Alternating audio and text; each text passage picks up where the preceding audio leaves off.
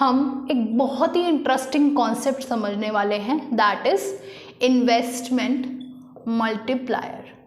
इसका एक एक वर्ड बिल्कुल आराम से समझना। आई एश्योर यू कि आपको at the end of this lecture ये वाला टॉपिक बिल्कुल अच्छे से ग्रैस्प हो जाएगा। Okay, now let's start understanding this. Suppose मैं एक डायग्राम बनाकर देती हूँ आपको, जहाँ पर मैं ये लिखती हूँ कि this is aggregate supply, this is aggregate demand which is nothing but C plus I, this is our AS and AD, this is equilibrium output और income। Now suppose मैं आपको ये कहती हूँ कि जो इन्वेस्टमेंट हमारी 40 की थी वो 50 की हो गई है। आपका दिमाग खुद चलना चाहिए कि इन्वेस्टमेंट कुछ भी नहीं है मैम, ये हमारी इंजेक्शंस हैं इकोनॉमी में, राइट? जिसका मतलब है मैम एक्सपेंडिचर बढ़ जाएगा ओवरऑल इकोनॉमी में, जिसकी वजह से एग्रीगेट डिमांड बढ़ जाएगी, राइट? तो मैं कह सकती हूँ कि अगर हमारी इन्वेस्टमेंट्स बढ़ रही हैं तो एग्रीगेट डिमांड भी बढ़ जाएगी, जो कि C plus I plus delta I हो जाएगी। बहुत इजी है इसको ग्रैस्प करना, और मैंने ये पैरेलल इसलिए बढ़ाया है क्योंकि ये हर लेवल पर सेम होती है, राइट? अब मैं इसको हटा देती हूँ, ठीक है? चलो, अब हमने क्या नोटिस किया कि हमारा जो इक्विलिब्रियम आउटपुट था वो यहाँ से यहाँ पहुँच गया, राइट? लेकिन मेरी इन्वेस्टमेंट कितनी इंक्रीज हुई? इतनी। तो क्या आप ये नोटिस कर पा रहे हो कि increase in investment is less than increase in output और इनकम? कैसे? अगर मैं इसको नाम दूं J और K और इसको दूं O और F, मतलब ma'am OF is greater than JK। इसका ये मतलब है, या फिर मैं इससे ये कंक्लूजन निकाल सकती हूं that increase in investment, increase in investment causes multiple times increase in income और आउटपुट। समझ आया? मतलब इन्वेस्टमेंट का बढ़ने से मल्टीपल टाइम्स बढ़ता है इनकम या फिर आउटपुट। इन्वेस्टमेंट थोड़े से भी बढ़ता है तो इनकम और आउटपुट उसके मल्टीपल टाइम्स बढ़ता है। मतलब अगर इन्वेस्टमेंट 10 से बढ़ रही है तो हम ये नहीं कह सकते कि इनकम 10 से बढ़ेगी, नहीं, इनकम 10 के भी मल्टीपल्स में बढ़ेगी। मतलब 10, 20 भी हो सकती है, 30 भी हो सकती है, 1000 भी हो सकती है, 1 लाख भी हो सकती है। वो किस चीज़ पे डिपेंड करेगा वो हम सीखेंगे अभी, लेकिन अभी के लिए हमारे को यही समझ आया कि अगर इन्वेस्टमेंट बढ़ रही है तो इंक्रीज इन इनकम या फिर आउटपुट मल्टीपल टाइम्स होगा इंक्रीज इन इन्वेस्टमेंट के, राइट? तो अगर ये समझ में आया तो इसका एक फॉर्मूला होता है K, that is investment multiplier is equal to delta Y upon delta I, मतलब change in income upon change in investment. समझ आ गया? अभी के लिए इतना समझो। अब हम इसका शेड्यूल देखेंगे, डायग्राम देखेंगे, जिससे हमें समझ आएगा कि ये कहना क्या चाहता है। I want you to understand the relationship between MPC and K. Now, हमें याद है कि MPC क्या होता है? It is the percentage of the income that is consumed, right?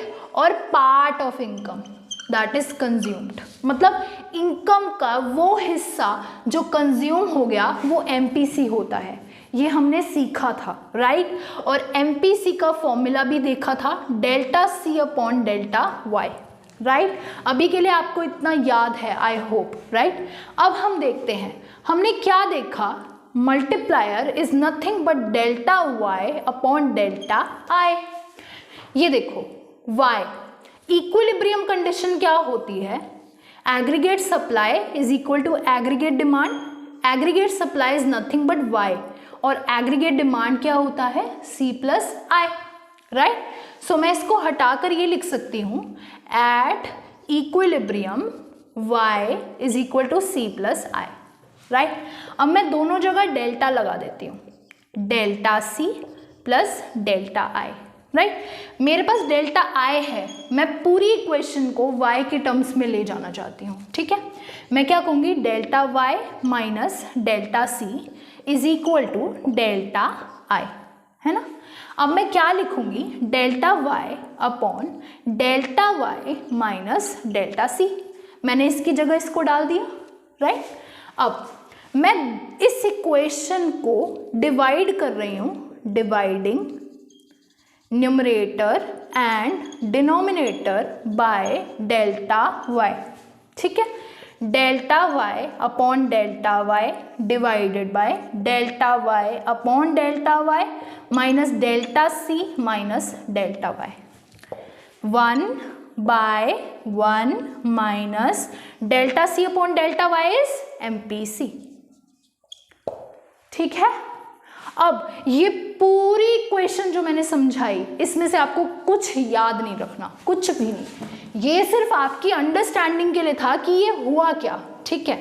अगर मैं आपको इस सबको इरेज करके जो आपको याद रखना है वो बताऊं, तो वो क्या है कि आपका मल्टीप्लायर अगर delta y upon delta I है, उसकी जगह एक और फॉर्मूला होता है, that is 1 by 1 minus MPC, या फिर मैंने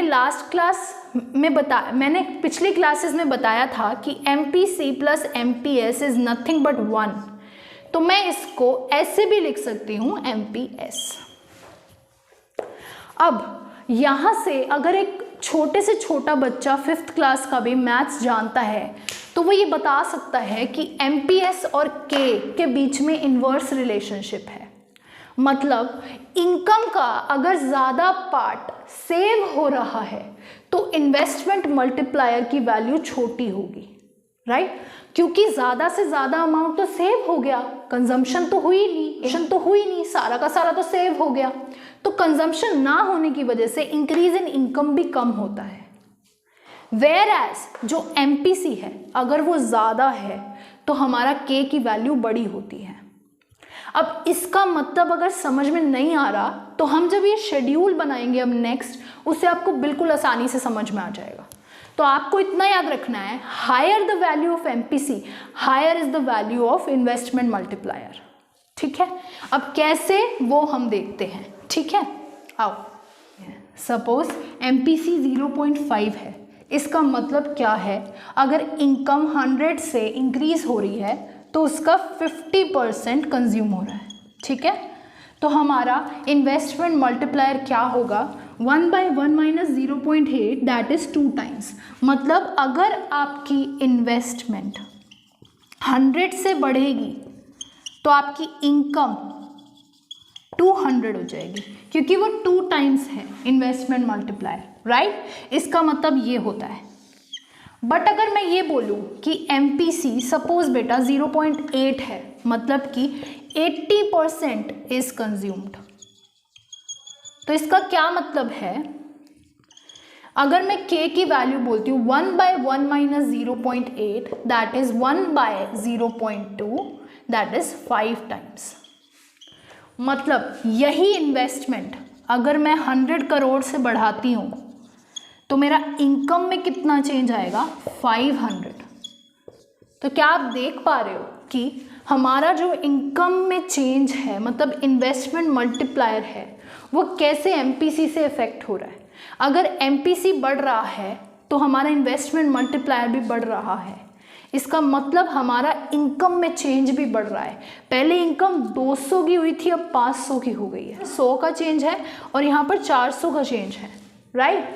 सो आप सिर्फ इतना समझो, आपके लिए सिर्फ इतना ग्रास्प करना इंपॉर्टेंट है इस कॉन्सेप्ट में से कि जो MPC है उससे इफेक्ट होता है हमारा K, और K की जो फॉर्मूला होता है वो 1 बाय 1 माइनस MPC होता है, एंड दैट इज हमारा MPC के साथ K का डायरेक्ट रिलेशनशिप होता है। अगर MPC बढ़ेगा तो K भी बढ़ेगा और इंक्रीज इन इनकम भी बढ़ जाएगी। बस okay, let's understand multiply mechanism. Assume that MPC is 0.5. Your increase in investment is 100 crores. Tell me how much will be your increase in income. अब मैं डायरेक्टली तो इसको निकाल सकती हूँ, कैसे? K is equal to 1 by 1 minus MPC. K is equal to 1 by 1 minus 0.5, that is 2 times. मतलब 200 करोड़ की हमारी इनकम हो जाएगी due to increase in investment of 100 crore. ठीक है, अब इसका मैकेनिज्म समझो कैसे होगा। ठीक है, लेट्स टेक राउंड 1। राउंड 1 में इंक्रीज इन इन्वेस्टमेंट हुआ 100 करोड़। अब जब ये इंक्रीज इन इन्वेस्टमेंट 100 करोड़ होगा, इनिशियली हमारा इंक्रीज इन इनकम भी 100 करोड़ होगा। वाई? बिकॉज ये इन्वेस्टमेंट काम करेगा इंजेक्शन की तरह और इंक्रीज इन इन्वेस्टमेंट से इंक्रीज इन इनकम भी 100 करोड़ हो जाएगा। बट जैसे कि हमें दिया हुआ है कि इनिशियली जो 0.5 है चेंज इन इनकम का वो कंज्यूम होगा और 0.5 सेव होगा, मतलब इसका 0.5 that is 50%, that is 50 consume होगा और 50 सेव होगा। अब राउंड 2 में क्या होगा? यू नो दैट अगर कंजम्पशन का एक्सपेंडिचर हुआ है 50 से, 1 person's expenditure is other persons income, right? अब सेकेंड राउंड में क्या होगा? आपका इन्वेस्टमेंट तो नहीं बढ़ेगा क्योंकि वो तो इनिशियली ही बढ़ेगा, लेकिन उसी 100 करोड़ की इन्वेस्टमेंट की वजह से 50 करोड़ की इनकम और बढ़ गई, क्योंकि यहीं पर तो 1 person's expenditure is other persons income होगा ना, तो ये 50 करोड़ की और ज़्यादा इंक्रीज हो गई इनकम। मतलब मैम सिर्फ 100 करोड़ इन्वेस्टमेंट से हम देख पा रहे हैं पहले 100 करोड़ की इनकम बढ़ी और 50 करोड़ की और बढ़ गई। हाँ जी, बिल्कुल बढ़ेगी।